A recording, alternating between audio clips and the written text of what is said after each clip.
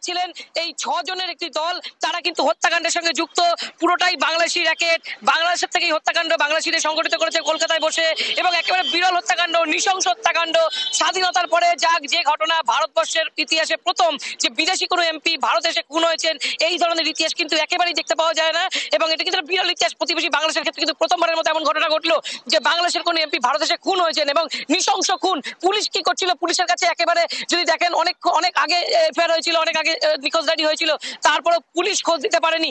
Barrackpore police commissionerate, new town police commissionerate তদন্ত করেছে, কেন্দ্রের একাধিক যে বাহিনী তারা খোঁজ করেছে, একেবারে গোয়েন্দা তৎপরতা চূড়ান্ত হিসেবে ছিল। তারপরেও যদি আপনি দেখেন শেষ মুহূর্তে বাংলাদেশি পুলিশ, বাংলাদেশ ডিএমপি, তারা কিন্তু এই খুনের যে কিনারা বাংলাদেশে বসে করেছে, যে 5 জন বা এখন পর্যন্ত 6 জনের মধ্যে 5 জন বাংলাদেশে পালিয়ে গিয়েছিল, তাদের মধ্যে 2 জনকে বাংলাদেশি পুলিশ গ্রেপ্তার করতে পেরেছে, তাদের জেরা করেছে, এবং তাদের জেরা করার পর প্রথম আবাসনের খোঁজ মেলে। সেই আবাসনে নিউ টাউন থানার পুলিশ, অর্থাৎ নিউ টাউন থানার পুলিশ চলে যায়, টেকনোসিটি থানার পুলিশ তারা পৌঁছায় সেখানে। গতকাল তারা কিছুই খুঁজে পায়নি।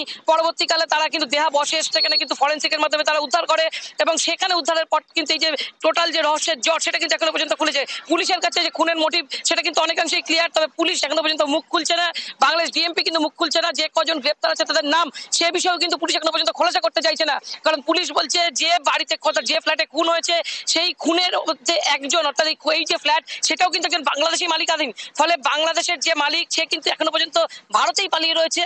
তাকে ধরাটা এখনো পর্যন্ত মুখ্য উদ্দেশ্য। অর্থাৎ 6 জনের মধ্যে 5 জন, তার মধ্যে যে 5 জন বাংলাদেশে পালিয়ে গিয়েছে, তাদের মধ্যে একজন বলা হচ্ছে তৃতীয় দেশে পালিয়ে গিয়েছে, এবং একজন এখনো ভারতে রয়েছে। তাকে ধরার যে চেষ্টা, সেটা কিন্তু পুলিশ করতে চাইছে, যার ফলে তারা নাম সামনে আনতে চাইছে না। একটা ব্যাপক গোয়েন্দা তৎপরতা আমরা লক্ষ্য করেছিলাম শুরু থেকে। কেন্দ্রীয় গোয়েন্দা, রাজ্য পুলিশ, রাজ্যে 2টো পুলিশ কমিশনার, রাজ্য পুলিশের এসটিএফ, এবং তার সাথে বাংলাদেশ, সব মিলিয়ে একটা বিরাট একটা যে টিম বানিয়ে তাদের যে তদন্ত, তারা কিন্তু দিনের পর দিন এগিয়েছে। বিগত 3 দিন ধরে গিয়েছে। মাঝপথে নির্বাচনের জন্য কিছুটা এই তদন্ত প্রক্রিয়ায় খামতি দেখা গিয়েছিল, কিন্তু সব মিলিয়ে আবার একটা কথা, যে পুলিশের তদন্তে কিছুটা খামতি থেকে গিয়েছে। বা একজন এমপি, তার যে প্রোটোকল, তিনি যখন বাংলাদেশ থেকে ভারতে এসেছে, তাকে কিন্তু রীতিমতো ভারতীয় স্বরাষ্ট্র মন্ত্রক বা বাংলাদেশের স্বরাষ্ট্র মন্ত্রকে ইনফর্ম করে আসতে হয়েছে। তারপরেও তার নিরাপত্তা নিয়ে এতটা গাফিলতি কিভাবে থেকে গেল?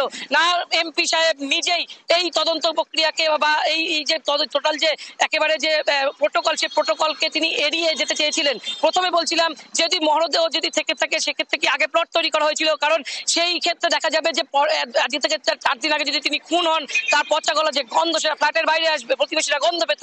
কিন্তু পরবর্তীকালে কিন্তু পুলিশের তরফে নিশ্চিত করা হয়েছে যে সেখানে মরদেহ উদ্ধার হয়নি। মরদেহকে যখন খুন হয়, অর্থাৎ তারা কাকে যে 6 জন মিলে তাকে খুন করে, খুনের পরে সেখানে যার মৃতদেহ খণ্ড বিখণ্ড করা হয়, এবং ট্রলিতে ভরে সেই মৃতদেহ পাচার করা হয়েছে। পুলিশের প্রাইমারি ইনভেস্টিগেশন এখনো কিন্তু সেটাই করে উঠতে পারেনি যে মৃতদেহ কোথায় পাঠানো হয়েছে। জিজ্ঞাসাবাদ চলছে যে মৃতদেহ কোথায় পাঠানো হয়েছে, কোথায় ফেলা হয়েছে, বা কোথায় ফেলা হয়েছে, একাধিক জায়গায় ফেলা হয়েছে কিনা, সেটা কিন্তু তদন্ত সাপেক্ষ।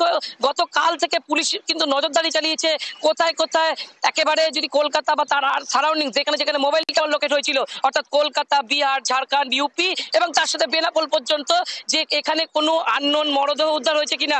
আজকে কিন্তু পুলিশ তদন্ত করে চালাচ্ছে কোনো দেহের টুকরো উদ্ধার হয়েছে কিনা। নদীতে কিন্তু যে বলা হচ্ছে, একটা সময় বলা হচ্ছে নদীতে দেহ ফেলা হয়েছে, কোন নদীতে দেহ ফেলা হয়েছে সেটাও কিন্তু জিজ্ঞাসাবাদের অংশ। সব মিলিয়ে মৃতদেহকে যে খুনের যে রহস্য, সেটা কিন্তু